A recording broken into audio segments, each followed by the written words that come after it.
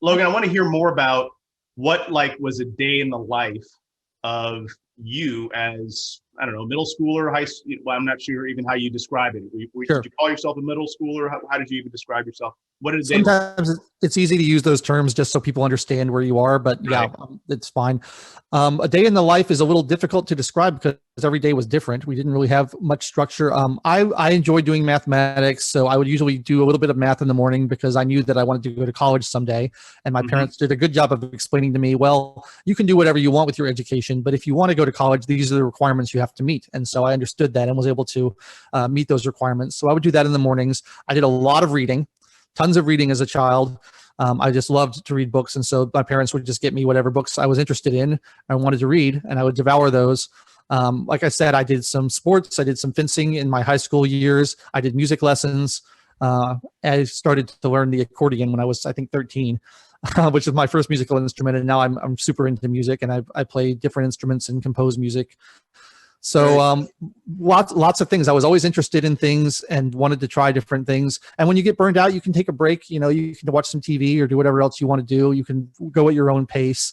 But the thing I always want to stress to people when we talk about this is they think that if you don't give structured education to your kids, where you sit them down at a desk and force them to do education 6 hours a day, that they're not going to learn anything. They won't be interested in anything. They'll just want to play video games all the time. And it's just, to me, that shows a real ignorance of what children are like. If you've ever spent time around children who are younger than school age, like a 4-year-old or a 3-year-old, and just talk to them and ask them what they're interested in and ask them about the things they're learning about, they're passionate about it. They'll go on and on for hours. Like, you ask a 4-year-old boy about dinosaurs and see how long you'll sit there before he gets bored of talking about them. Like, this is the natural state of human beings, is to be natural learners. And I think you really kill that desire by forcing them to learn things they're not interested in when they're not ready for them, and then testing it on it incessantly. And so, yeah, me and my sister were both just completely passionate about the stuff we love. She was an artist. She was very into art. She'd spend all day painting and drawing. And she now does that for a living. So, it was great to have the freedom to explore that instead of being forced to memorize state capitals. Right. Yeah. I love that. I mean, what a leg up if you can start that early in your passion and have so much time to devote to that. I'm really interested in you're saying that you do it until you kind of don't like it anymore, and then you maybe do a 90-degree shift and then go and take a passion or try something else and do a deep dive into that. Do you have big interests that you followed as a child going through unschooling, and have they manifested now in your adult life? Yeah, definitely. A lot of the things that I was doing back then, I'm still doing now. And there have been gaps in between because I'm very stubborn, and I didn't like to give up on anything as a kid. I would just keep plugging away at something, even after I kind of lost interest in it. But things that I did then, my mom always tells me I was interested in music as a 4-year-old. I would just bang on things to make noise. And I didn't ever take lessons until I was 13, but it always came back to that. And then I kind of took a long gap away from music after that, and I came back to it later. And I think because I had the freedom to go to and from these interests as I chose, it didn't kill my love of them. It didn't make me burn out on them. Another thing, I decided I wanted to learn Latin when I was 15. I was just interested in it. And so I got a course on how to learn Latin and started studying that. And I've always maintained a passionate interest in foreign languages. I've studied probably half a dozen foreign languages at this point. I love them, but it wasn't the love of it. I wasn't drummed out of me by having to do it all the time. I could pick it up when I was interested in it, put it down when I wasn't interested in it. When I first started studying Latin, I was studying it 4 to 5 hours a day because I was so interested in it.